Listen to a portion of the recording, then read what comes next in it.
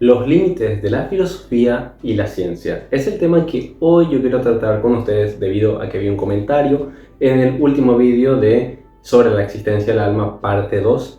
Y bueno, el comentario me pareció un poco chocante porque muchas veces yo tomo por hecho de que la gente entiende las cosas que yo entiendo, que la gran mayoría, al menos por ejemplo que me sigue, que ve mis vídeos, etcétera, entiende las cosas que yo explico. Entonces yo muchas veces me salto explicaciones, me salto cosas que doy por hecho que se entienden.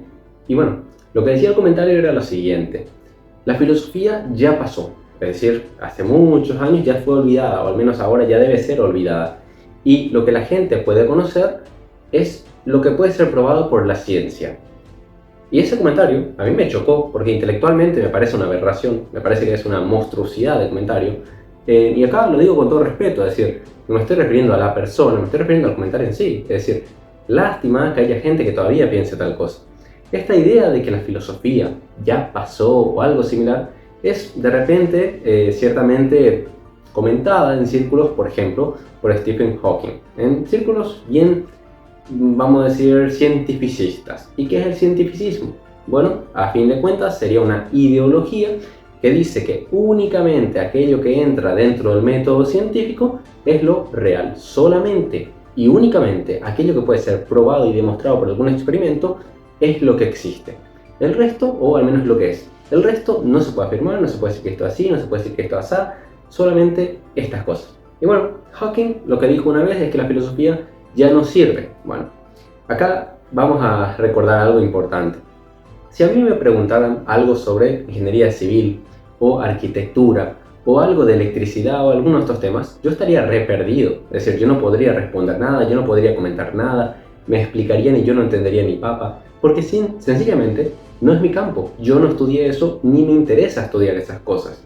Pero ahora, si vos me preguntas a mí de política, de economía, de filosofía, de esto, de aquello, de agronomía, cosas que sí son mi campo, que sí son cosas que yo he estudiado, o teología, yo te puedo responder, puedo tener una discusión contigo, puedo tener un diálogo intenso contigo, pero no en las cosas que yo nunca en mi vida estudié, que nunca en mi vida profundicé.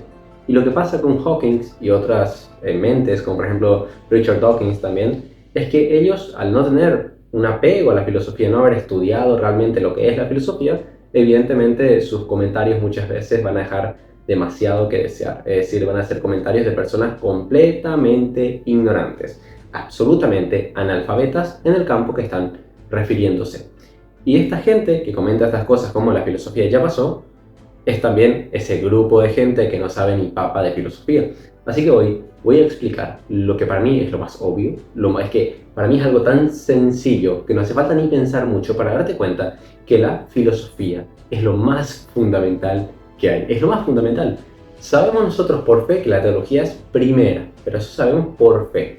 Y ciertamente la razón así lo indica también. Por ejemplo, Aristóteles va a sostener evidentemente que la teología es la filosofía última. ¿Por qué la filosofía última? Porque es el estudio del ser en sí por sí mismo, de Dios.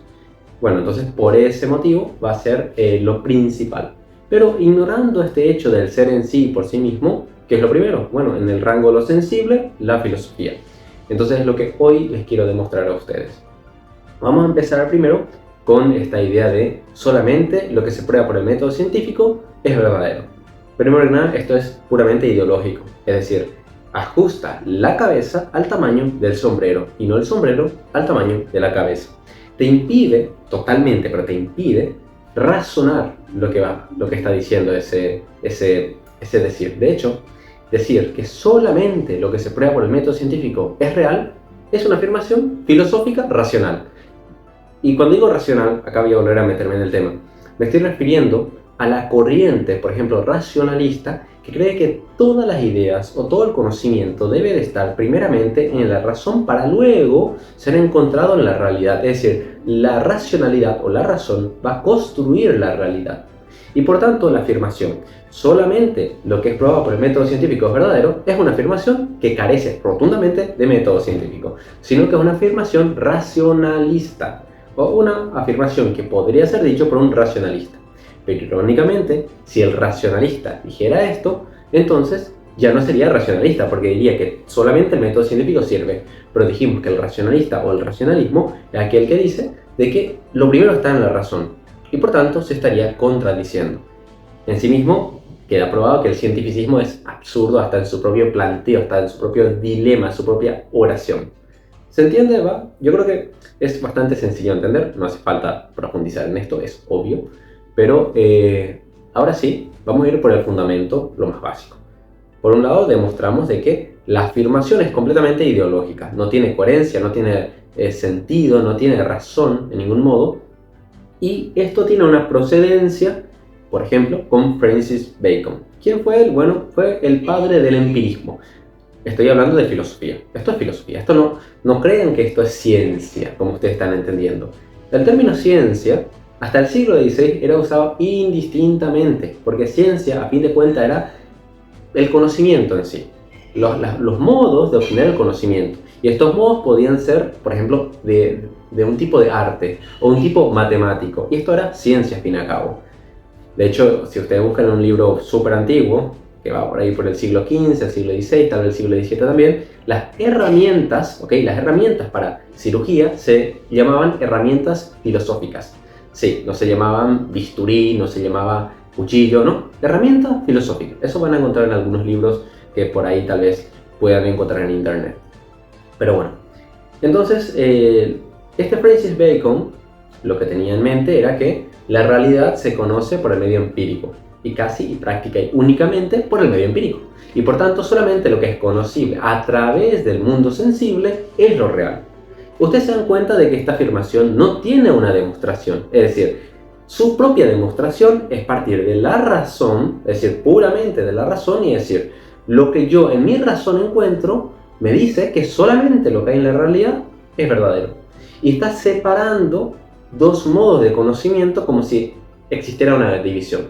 En realidad no hay una división entre el conocimiento, al menos es lo que vamos a decir los filósofos que tenemos en mente más el racionalismo o el realismo moderado al menos, como mínimo realismo moderado, vamos a decir que el mundo sensible y el mundo o la res cogita, así lo va a llamar Descartes, res cogita, lo que es la mente, y en la res extensa, que es el mundo sensible, en realidad son una cooperación de conocimientos. Ni el conocimiento está en uno, ni el conocimiento en sí está en otro, sino que evidentemente hay una dualidad de ese conocimiento que se debe de confrontar. ¿Por medio de qué? Por medio de la adecuación del intelecto a la realidad. Este es como el eslogan que vamos a adoptar nosotros para explicar esta idea. Bien, sé que avanzamos muy rápido porque siempre mi enfoque es intentar ser lo más ágil posible, darte mucha información y que ya después si vos lo necesitas repetir, lo repetís y no hay problema. Bueno, entonces nosotros dentro del realismo moderado vamos a creer de que la mente se debe de adecuar a la realidad. Ni el conocimiento está todo en uno, el empirismo, ni el conocimiento está todo en la mente, el racionalismo. Aunque no todas las corrientes racionalistas creen esto, no todas las corrientes racionalistas, pero bueno, eso ya es otro tema. Lo que pasa es que luego de Francis Bacon, esta idea va evolucionando hasta, por ejemplo, llegar a un positivista lógico. ¿Qué sería un positivista lógico? Aquel que justamente sostiene que solamente el conocimiento verdadero es aplicado por medio del método científico. Y esto era Auguste Comte. Lo que Comte planteaba era que todo conocimiento que no fuera experimental ni siquiera es conocimiento. Es especulación, es cualquier cosa, pero no es conocimiento. Porque el conocimiento debe de ser verdadero, al menos esto es lo que él creía. Pero evidentemente esta idea fue ampliamente criticada por todas las corrientes que no sean positivistas lógicos, porque el positivista lógico ya presupone algo que va en contra de toda la filosofía de toda la historia, que desde cuándo vamos nosotros a adecuarnos a un método, siendo que la filosofía es el conocimiento en sí de las cosas, o como Sócrates lo define, el saber del saber, es decir, profundizamos en el conocimiento y del conocimiento y así sucesivamente en la razón. Claramente podemos valernos del mundo empírico, pero no decir todo lo que tenemos acá es infantil o no sirve. Bueno, serían otras cosas. Entonces lo que Comte diría, positivista lógico, es que solamente el método científico. Y ahí Karl Popper, por ejemplo, le vendría con un golpe, un derechazo, digámoslo así, y va a decir que todo el conocimiento científico es refutación, evolución, refutación, evolución. Yo refuto una teoría por medio de una irregularidad. De hecho, bueno, voy a explicar esto. Cuando nosotros hacemos un experimento X y dentro del experimento ocurre un leve error, ese error en realidad es la refutación de todo el experimento. Pero nosotros en el trabajo, vamos a decir, investigativo, no lo llamamos error. Decimos que es un imprevisto o es algo ahí entre medio que es para analizar. Pero eso en realidad significa una forma de disfrazar que toda la teoría se vino abajo. Por ejemplo, la relatividad. La relatividad funciona espectacular, todo bien, todo perfecto. Pero cuando miramos la física cuántica, en realidad parece refutar a la relatividad. Pero en realidad estamos en dos campos aparte. Y por lo tanto, la teoría debe evolucionar. Tenemos que separar entonces la relatividad y la física cuántica. O, bueno, en un idioma más sencillo, creo yo, de repente en los métodos de experimento, en los tipos de experimentos que vamos a realizar, etc. Entonces, ¿qué es lo que dice a fin de cuentas Popper? Bueno, de que la ciencia en sí mismo siempre se está refutando. Similar y muy parecido tal vez al marxismo, que creía que siempre hay una contrariedad en la materia para evolucionar. Es un tema complejo también, así que voy a omitir, pero si alguno de ustedes lo entiende, entonces va a entender mi vocabulario. Entonces lo que Popper dirá es que la ciencia, como lo plantea Comte, es totalmente falsa. No es solamente el método científico, porque el método científico siempre se está refutando. ¿Y por qué medio se refuta? Y por medio de la racionalidad, de lo que nosotros podemos describir. Hasta ahí todo bien. ¿Saben el origen? Bueno, en realidad el origen estoy tirando así como una pincelada, pero es muy importante porque si uno entiende cómo estos dos personajes, Bacon por un lado y Comte por otro lado, y a la vez qué planteaban y cómo fueron sus objeciones o lo incoherente que eran sus objeciones, yo creo que como mínimo es una buena base para poder entender lo absurdo de esta clase de opiniones.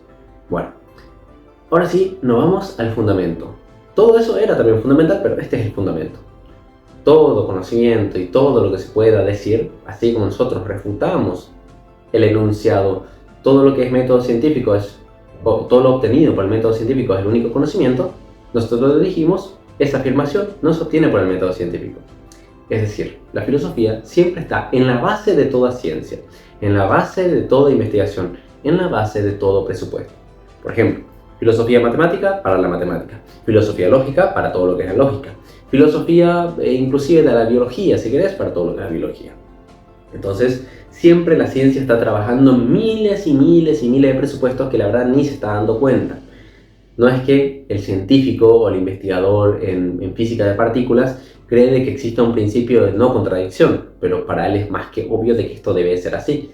No, él no se pone a analizar cómo el principio de no contradicción, por más que es súper aparente y obvio, en qué momento ese principio de no contradicción parece estar ausente, pero en realidad está presente. Un ejemplo, la dualidad entre onda-partícula. En realidad no viola ningún principio de contradicción, simplemente estamos hablando, como dice el principio de no contradicción, una cosa no puede ser y no ser en el mismo, ¿qué cosa? Sentido.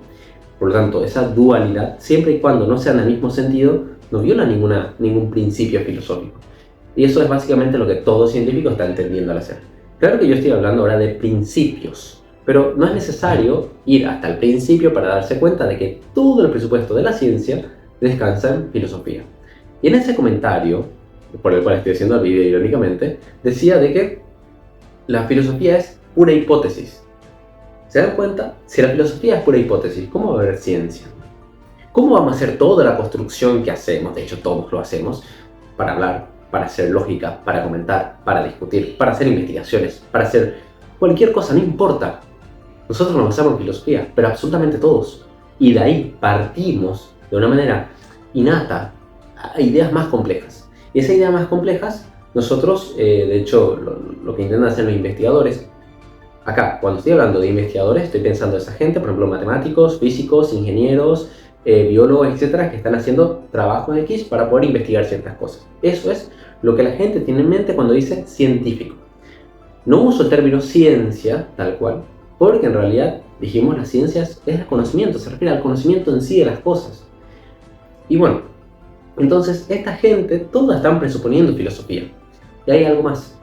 El método que se ha de usar, de hecho, todos los libros de método científico fueron escritos ¿por qué? Por filósofos.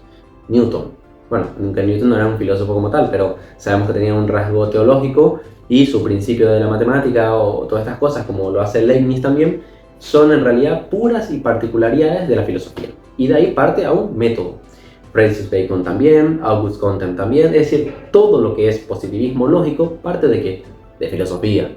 Pero claro, de filosofía quiere irse y anular la metafísica. Ahí está el punto y el gran centro. Ahí es donde realmente hay el conflicto. El conflicto no hay en que si la filosofía no sirve o si sirve o si es más excelente o menos excelente. El conflicto está cuando se anula la metafísica. Pero esto es otro tema. Como esto es otro tema, no voy a tocar. Si la metafísica sirve o no sirve, no voy a tocar porque es otro tema. Estamos hablando de la filosofía, que también incluye obviamente la metafísica, es muchas veces, miles de veces, más fundamental que cualquier rigor científico. Pero bueno, una vez ya obtenido los datos por medio del método científico hecho por filósofos, ¿se dan cuenta el chiste? Hecho por filósofos, todavía falta interpretar todos los datos. Toda esa interpretación es lógica, filosófica, conceptual, en base a definiciones, pero no solamente eso, sino el método científico. Cuando nosotros tenemos que planificar cómo vamos a hacer esta investigación, toda esa investigación, ¿en qué se basa? En conceptos racionales, en conceptos filosóficos. Y esas se van aplicando de una manera y de otra hasta tener ciertos resultados. Se tienen esos resultados y esos resultados todavía deben pasar por un filtro, el filtro del análisis. Y bueno, y nuevamente volvemos al mismo problema, eso es filosofía. Por lo tanto, la filosofía está en la entrada, en el medio y en la salida de todos los problemas de la ciencia, pero en todos.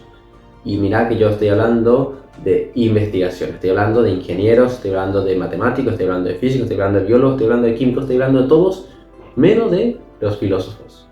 En cambio, los filósofos no hacen ese tipo de trabajo, no dividen el inicio, o sea, el fundamento, el método y la conclusión, sino que la filosofía ya se encarga de un estudio holístico de todo a la vez.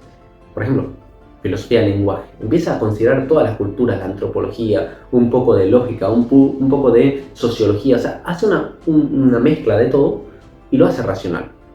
Cuando la filosofía es hipotética o al menos de conjetura, cuando se mete en un terreno súper difícil. Pero esto pasa exactamente lo mismo con cualquier método científico, o sea, con cualquier investigación que quiera hacer una investigación que le excede, porque simplemente es muy extremadamente difícil, tenemos conjeturas, tenemos hipótesis, y con la filosofía pasa exactamente lo mismo. Entonces, igual que el método científico tiene problemas al momento de encontrarse con algo y al final termina siendo conjetura o simplemente hipótesis, exactamente lo mismo ocurre con la filosofía. Cuando se enfrenta a un problema, a un dilema, se queda en la conjetura o la hipótesis, da igual, porque simplemente es un problema que les sobrepasa. Pero acá hay una consideración muy importante también para entender, que la filosofía siempre permite la discusión en todos los campos. ¿Por qué? Uno pensará que en la ciencia no hay discusión, eso es de hecho una falsedad. Depende. Si vos estás hablando, y estoy usando el término ciencia como esas cosas que las personas piensan, ¿verdad? Matemática, física, biología, química, todas esas materias en realidad que son, o estudios de campos muy exactos. En esos campos probablemente no haya mucha discusión. En la matemática no hay mucha discusión que yo sepa. En la física ya hay bastante discusión. En la biología hay un sinfín de discusiones. En la zoología, y si así te empiezo a presentar un conjunto de disciplinas, hay una discusión tremenda en miles de temas. En la medicina, en esto, en aquello, miles de discusiones. Pero claro, cuando es más fundamental lo que se está tratando, en este caso de todas las ciencias, lo más fundamental, lo más o es sí o es no, por ejemplo, sería la matemática. Entonces la matemática evidentemente va a tener un choque mucho menor que el resto, pero va a tener un choque, sin falta va a tener un choque. En cambio, en la filosofía lo que ocurre es que todo, al ser un procedimiento racional en todas las cosas, todo admite objeción y la objeción admite solución. Es un terreno tan complejo que requiere de innumerables mentes discutiendo un mismo tema y aquel interlocutor, es decir, nosotros, que vamos a racionalizar todo ese esquema para poder decir, me parece que lo más correcto es esto. En otras y llanas palabras, la filosofía, si admite discusión, si es que lo admite, es simplemente porque busca la verdad. En cambio, el método científico y todas estas cosas simplemente busca un conocimiento de la realidad. Ya está. Si obtiene ese conocimiento es discutible. Quiere la praxis. La praxis, la filosofía la tiene. La filosofía obtiene la praxis, pero en menos de un segundo. Porque la praxis ni siquiera le compete casi a la filosofía. Si es que le compete, es la aplicación. ¿Cómo vamos a hacer esto? Y empieza a teorizar. Por ejemplo, la política. ¿Cuál es la mejor forma de gobierno de un Estado? Esa pregunta requiere una praxis, ¿ok? Esa praxis es súper discutible, claro, porque es teórica, no es directamente praxis. Por ejemplo, un ejemplo bastante sencillo. ¿Cómo nosotros conseguimos que una vaca lechera dé, por ejemplo, voy a tirar un número, 40 litros a 60 litros? ¿Cómo lo conseguimos? Hay una teoría, hay una aplicación, hay praxis. Podemos decir automáticamente de que esta es la fórmula para obtener esto. Esa es la verdad. Y la verdad, ahí entra un problema filosófico nuevamente. ¿Será ese el mejor método? El mejor método que conocemos probablemente, pero no podemos decir que sea el mejor método. ¿Y será que las razones que hizo que pasara de 40 litros a 60 litros por día es exactamente las razones que nosotros creemos? Y ahí entra todo un problema de investigación científica, de análisis, etc. Y bueno, una vez probado todo eso, podemos decir esto es así. Pero ese conocimiento, como ya lo dijo Popper, podría cambiar. Podría cambiar si una investigación nueva o una refutación viniera y mostrara que esto no es así. Y por tanto, lo que va a tener que hacer la ciencia es adecuarse a este nuevo conocimiento. La filosofía, por su parte, siempre está en discusión, porque siempre busca el fundamento. La ciencia, como ya les dije, presupone, o el método científico, y la investigación en sí presupone una filosofía de fundamento, un método científico que va a guiar ese estudio y que es filosófico a fin de cuentas, y un análisis filosófico. Lo que pasa es que el investigador no tiene un nivel filosófico. El investigador promedio no requiere, y de hecho es que no es necesario, para poder concluir el 90% de las cosas que se concluye, por ejemplo de física. A ver cuánto cemento se necesita para construir un edificio de 20 pisos que tiene, digamos, 40 metros de altura y, 30 metros de ancho, qué sé yo. Entonces, esa clase de ejemplos que le doy es matemáticos, son cosas más exactas. Entonces, la conclusión que podemos dejar de todo este vídeo es que la filosofía siempre está, del inicio, en el medio, en el fin, inclusive en las investigaciones, simplemente de una manera mínima muchas veces, y bueno, sería hasta ese punto. Y por otro lado, la filosofía siempre está en juego todo, porque quien interpela cuando el otro busca la razón, busca la verdad. Por eso no es hipótesis, nosotros no creemos, o al menos la mayoría, no creemos de que una conclusión filosófica sea una mera hipótesis, sino creemos que ese es el camino correcto. Algunos tal vez dirán que probablemente lo sea. ¿Por qué? Porque el terreno de las ideas, el terreno del pensamiento es el más complejo de todos. Es el más complejo, pero no hay forma de comparar el terreno de las ideas con el terreno del mundo físico cuando nosotros queremos hacer experimentos. Son dos mundos totalmente aparte. Uno inmaterial, el otro material. Uno racional, el otro puramente fenoménico, y que la razón debe empezar a encontrar ese conocimiento. Ya le digo yo, por ejemplo, el idealismo platónico, o al menos, en realidad, ahí entra un conflicto. Ahora, si Platón era en realidad un realismo, sostenía un realismo, o si sostenía un idealismo. Bueno, a mi parecer sostiene un realismo, pero bueno. Entonces, Platón, por ejemplo, sostenía de que, como las ideas están impresas en un mundo perfecto, bueno, algo así también en las matemáticas, los filósofos neoplatonistas o platonistas, como se quieran percibir realmente, porque acá me parece que ambos tienen el derecho a decir que están sosteniendo la idea de Platón de que la matemática es algo impreso en el mundo y no un conocimiento que se adquiere, sino algo impreso. Y si está impreso, entonces el mundo en sí mismo es racional, es matemático. Y nosotros lo conocemos por medio de ese mismo lenguaje, porque nosotros estamos hechos también de ese lenguaje. Como ven, esto es una conclusión ciertamente científica, matemática, física, porque tiene que experimentar, tiene que ver si realmente la realidad se adecua a estas cosas, y sí, y filosófica, porque debe de concluir si esto es así o no. ¿Se dan cuenta? La filosofía estuvo al inicio, en el medio y al final. O también Y como último ejemplo para terminar, y duro ejemplo, es el siguiente. ¿Alguna vez han escuchado ustedes de que un mono ya adulto tiene la misma inteligencia que un niño de 2 años?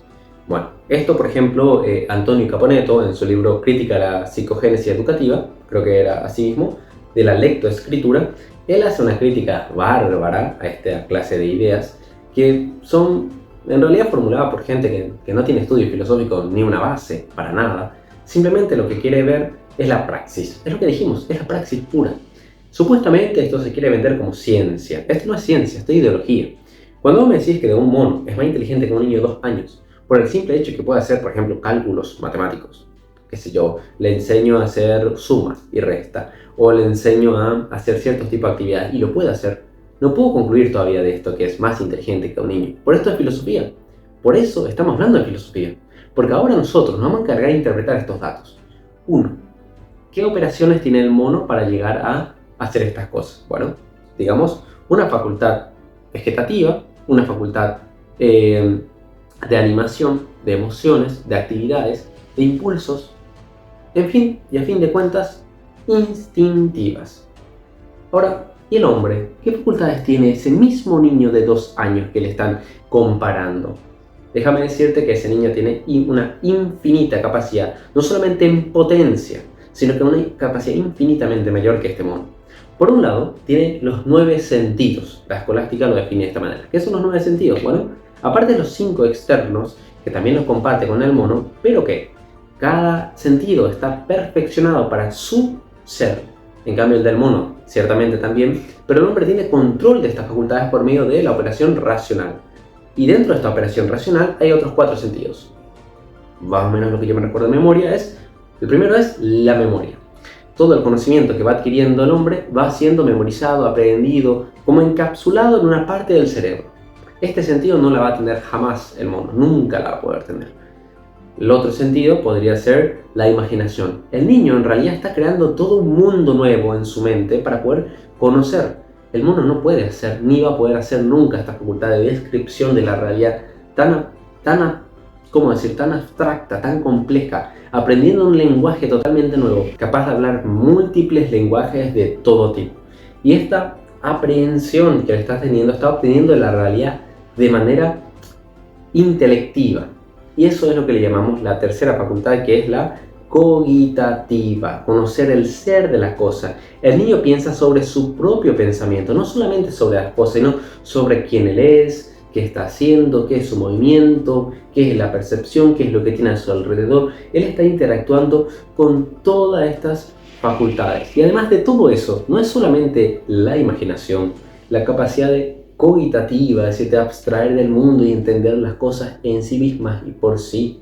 No solamente la memoria, la retención de esa información para llevarlo a un conocimiento más allá, sino también que todo eso es operado en el sentido común, que no lo tiene ningún animal. Los animales tienen instintos, no es un sentido común. Y aparte de todo esto, ese mismo niño de 2 años está haciendo todo ese conocimiento al mismo tiempo y, vamos a decir, potenciando sus habilidades de manera que potencialmente pueda ser lo que somos todos los adultos, los grandes, etc.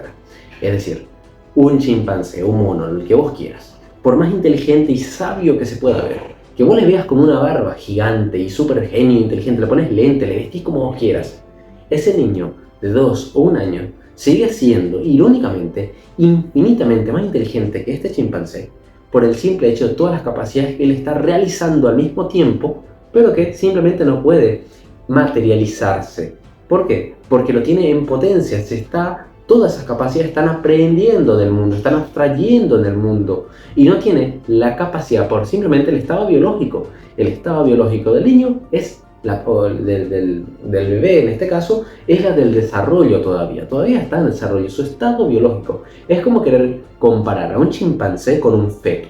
Es decir, ¿por qué estoy diciendo así? Porque esa misma capacidad no se va a poder ver por el simple hecho del estado biológico, el estado en el que está en ese momento. Sin embargo, en ese mismo momento, él sigue realizando todas esas cualidades que le hacen ser infinitamente más inteligente que un mono. ¿Ya lo ven? el ejemplo que les acabo de dar, para mí es irónicamente un excelente ejemplo de cómo la filosofía está en todo. Cuando alguien te dice un mono es más inteligente que un niño de 2 años, es porque filosóficamente está teniendo ciertos conceptos errados metidos y no está considerando miles de cosas que nosotros en la filosofía obviamente sí consideramos. Y en el momento que consideramos cambió toda la ecuación. No importa qué investigación me tires que el mono sabe calcular 1 elevado a la 10, elevado a la 23, elevado a la 59 y la raíz al cubo de ese número. O sea, está completamente igual. Porque cuando vos tenés esa manera de comprender el mundo y poder adherir, por ejemplo, en el niño y decir qué conocimiento en realidad está teniendo, sabes que hay una diferencia cualitativamente infinita, porque lo cualitativo no se puede comparar entre ese niño y ese mono. Y de ahí que Antonio Caponeto, y lo voy a citar textualmente, diga lo siguiente: no es cierto, por lo pronto, que antes de los 2 años el niño sea menos que un chimpancé, ni que lo real se construya, puesto que se descubre en tanto existe independientemente del sujeto, de su pensamiento o de su acción. No es cierto que el niño piense porque habla, pues el hombre habla porque piensa a los 4 o a los 40 años, ni que el lenguaje sea un puro sistema de símbolos para designar individualidades. Y luego él prosigue explicando en el libro que ya le había citado. Por lo pronto creo que se entendió todo lo que intentaba explicar en este largo vídeo, aunque intenté hacer lo más breve posible, así que espero que les haya servido. Comenten qué les pareció, compártanlo por favor, que a mí me ayuda muchísimo, denle un like y guárdenlo, que ya nos vamos a estar viendo en una, no sé si segunda parte, pero dependiendo y de acuerdo a los comentarios que yo vea, podría considerar extender esto a otros temas interesantes. Por ejemplo, ¿es la metafísica fundamental y argumentos para la metafísica o en contra? Bueno, eso en realidad da igual porque para mí me parece tan obvio la metafísica que este vídeo me parecía súper obvio. Este vídeo, todo lo que yo dije en todo este vídeo, a mí me parece lo más obvio y del mundo. O sea, no hay nada que haya dicho que me parezca extraño. Me parece que es lo más obvio y que uno se da cuenta casi al instante, pero hay gente que irónicamente aún así cree que la filosofía no sirve. Y yo me quedo como, pero ¿qué lees? O sea, ¿qué lees? Todo lo que lees es filosofía, o sea, vamos. Pero bueno, dale un like y compartilo.